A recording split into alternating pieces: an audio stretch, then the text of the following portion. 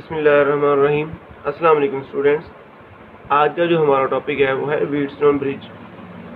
Wheatstone bridge जो है ये एक ऐसा प्रोसेस है, एक ऐसा मेथड है जिससे हम बेसिक इलेक्ट्रॉनिक सर्किट के अंदर जो है किसी भी अननोन वैल्यू जो है रेजिस्टेंस की उसको डिटरमिन कर सकते हैं। तो रेजिस्टेंस की वैल्यू डिटरमिन करने का चार्ल्स व्हीटस्टोन ने जो मेथड डिवाइस किया है वो हम आज एक्सप्लेन करने जा रहे हैं। उसके अंदर हमारे पास जो है वो 4 मुख्तलिफ रेजिस्टेंसेज हैं, जैसा कि डायग्राम में आपको दिख रही है R1, R2, R3, R4। इनमें एक चीज़ नोट डाउन आप कर लें कि इनमें 3 जो रेजिस्टेंसेज हैं वो आपकी नोन होंगी और एक जो अननोन होंगी वो हम इन तीनों की मदद से जो है वो डिटर्मिन करेंगे। और उसमें हमने कुछ स्पेसिफिक रूल्स जो है वो अप्लाई करने हैं, वो हम देखते हैं अभी हमने उनको किस तरह से अप्लाई करना है। तो उनकी एप्लीकेशन देखने से पहले हम ज़रा इसकी कंस्ट्रक्शन यानी कि इसकी सर्किट डायग्राम जो है उसको देखेंगे।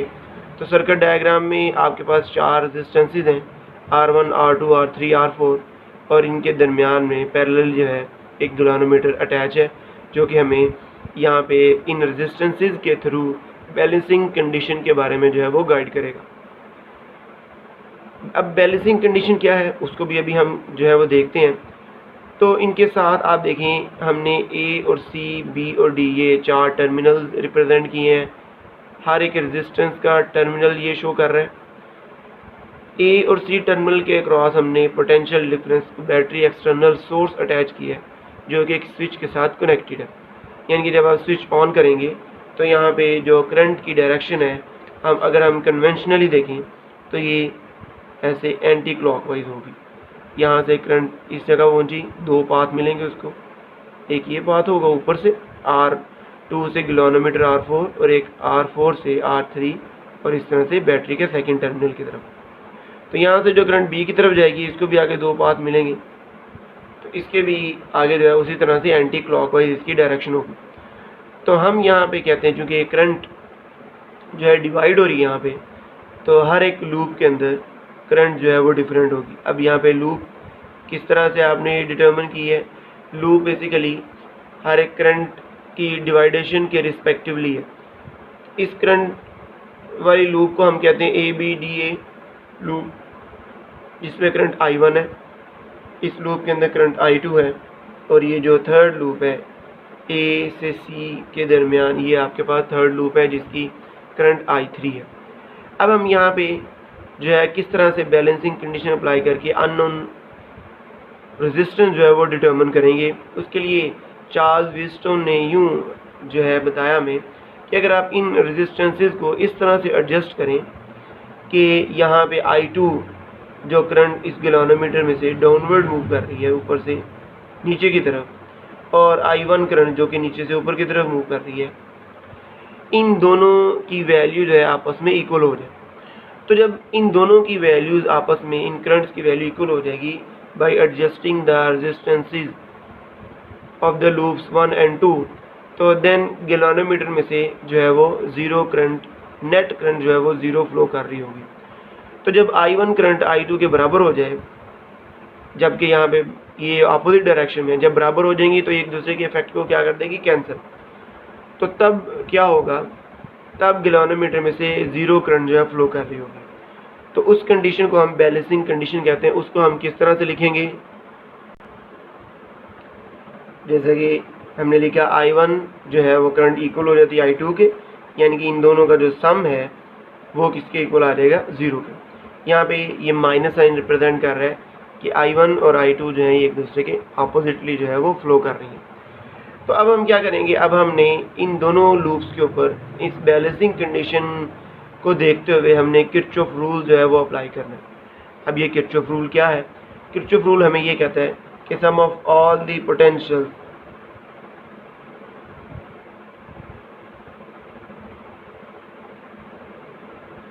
इन अ क्लोज्ड लूप इज 0। सब पोटेंशियल का सम जो है वो किसके इक्वल है, 0 के बराबर है एक क्लोज लूप के अंदर। और पोटेंशियल को हमने ओहम्स लॉ के रिस्पेक्टिवली कहा हुआ है कि ये करंट और उस कंपोनेंट की रेजिस्टेंस का प्रोडक्ट के बराबर होगा। तो अब हम इन दोनों लूप्स के ऊपर जो है वो किरचॉफ रूल अप्लाई करेंगे, एक ए बी डी ए यानी कि I1 करंट वाला लूप और एक बी सी डी ए या C B D A current की डायरेक्शन में अगर देखें I2 करंट वाला जो है लूप, इसके ऊपर हमने किरचॉफ रूल जो है वो अप्लाई करना है और वो कुछ यूँ होगा। तो ये जो फर्स्ट लूप के लिए आपके पास इक्वेशन है sum of all the potential is equal to 0 वाली किरचॉफ रूल, वो कुछ यूँ ही है कि हमने किरचॉफ रूल में ये भी पढ़ा हुआ है कि सारे वो कंपोनेंट जो कि एनर्जी डिसिपेटिंग हो, एनर्जी जो है वो लॉस कर रहे हों, उनका पोटेंशियल हम जो है वो नेगेटिव ट्रीट करते हैं और सोर्स का पोटेंशियल जो है वो हम एज ए पॉजिटिव ट्रीट कर रहे होते हैं जब आप उनको एक साइड पे सम की शक्ल में लिख रहे हैं। तो यहाँ पे देखिए इस R1 कंपोनेंट के रिस्पेक्टिवली जो पोटेंशियल होगा, इसमें से करंट जो गुजर रही है वो और इसकी रेजिस्टेंस का प्रोडक्ट I1 R1 और नेगेटिव साइन इसकी डेसिपेशन को रिप्रेजेंट कर रहा है, एनर्जी डेसिपेशन को। और इसी तरह R3 में देखें तो आपके पास दो करंट फ्लो कर रही हैं, एक I1 और एक I3।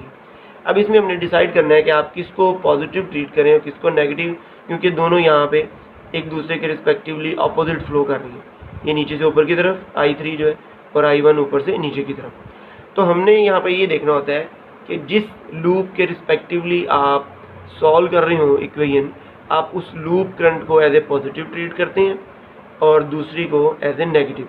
तो ये आपके पास इसमें नेट करंट फ्लो करने वाली है R3 में और ये इसकी रेजिस्टेंस और ये नेगेटिव साइन एनर्जी डेसिपेशन का। इसी तरह ये दूसरी इक्वेशन भी होगी। तो इसमें अगर हम साथ ये देखें कि गैल्वेनोमीटर में भी दो करंट है, I1 और एक I2। जो I1 करंट है ये लूप वाली है, ये पॉजिटिव होगी और I2 जो है ये नेगेटिव होगी। अब इन तीनों कंपोनेंट्स का सम जो है, इन तीनों कंपोनेंट्स के पोटेंशियल का सम किसके इक्वल है? 0 के। इसको आप इक्वेशन कहते हैं इक्वेशन नंबर 1। इसी तरह अब हम सेकंड लूप के ऊपर जो है वो भी किरचॉफ सेकंड रूल जो है वो अप्लाई करेंगे, वोल्टेज रूल। इसमें भी अब हमने उसी तरह से किरचॉफ सेकंड रूल अप्लाई किया है, जिसमें हम R2 का पोटेंशियल लिखें तो I2 R2 है, गैल्वेनोमीटर के रिस्पेक्टिवली इसकी रेजिस्टेंस RG का पोटेंशियल लिखें तो I2 लूप वाली करंट पॉजिटिव और I1 जो एक्सटर्नल करंट है वो negative, net current I2 minus I1 RG के इक्वल। इसी तरह R4 का पोटेंशियल भी ऐसे ही होगा, लूप करंट पॉजिटिव और अदर करंट जो है वो नेगेटिव के साथ। इसको आप कह दें इक्वेशन नंबर 2। अब हमने क्या करना है, इन दोनों के ऊपर जो है हमने बैलेंसिंग कंडीशन अप्लाई कर देनी है, जिसके बाद आपके पास जो 1 और 2 जो है इक्वेशन बन जाएंगी। Apply balancing condition.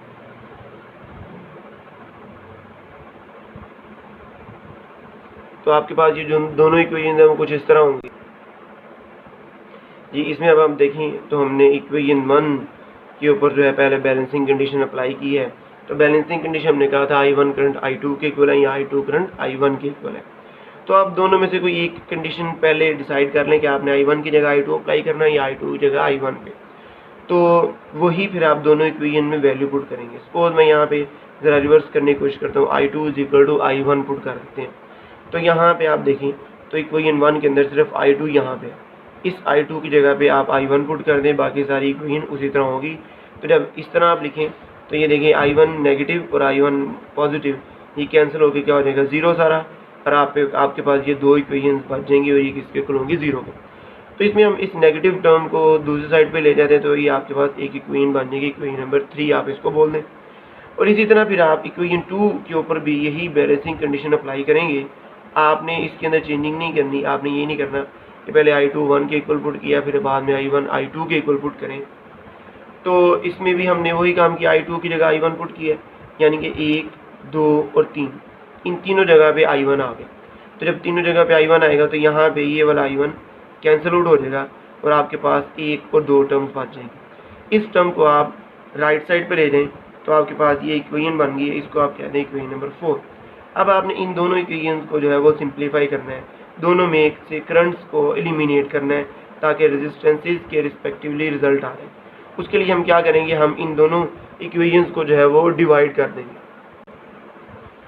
तो जब हम इसको यूँ डिवाइड करेंगे ये 3/4 करके, तो आपके पास ये वाली इक्वेशन इसके साथ ये लेफ्ट के साथ डिवाइड होगी और इस तरह इसकी राइट के साथ। तो इस तरह जब हम डिवाइड करेंगे तो इसमें आप देखें करंट्स कट गई, माइनस साइन भी कैंसिल हो गया और ये वाली टर्म भी कैंसिल आउट हो जाएंगी। तो आपके पास जो रिज़ल्ट आएगा वो आएगा R1/R2 is equals to R3/R4। ये आपके पास एक रिलेशन आ गया है between these 4 currents which are connected with a bridge. इसमें आपके पास कोई भी एक अननोन हो तो आप उसको जो है वो अलग कर सकते हैं। सपोज मैं यहाँ पे कहता हूँ आपके पास अगर ये R4 या R1 अननोन है, या R2 या R3, मैं यहाँ पे R1 को ही एज अननोन लेता हूँ, तो R1 किसके इक्वल आ जाएगी, R3/R4 टाइम्स R2।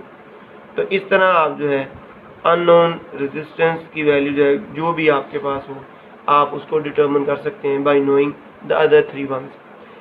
अगर इस हम रिज़ल्ट को डायरेक्टली अगर नोट करें तो आपके पास इस तरह का कोई न्यूमेरिकल आ रहा हो, अगर इक्वेशन आ रही हो, MCQs आ रहा हो, तो आपने उसको डायरेक्टली किस तरह से आइडेंटिफाई करना है कि इन रेजिस्टेंसेज की वैल्यू आपको दी है 2 ओम, 3 ओम, 4 ओम, 5 ओम, तो आप कैसे इनको जो है वो लिखेंगे।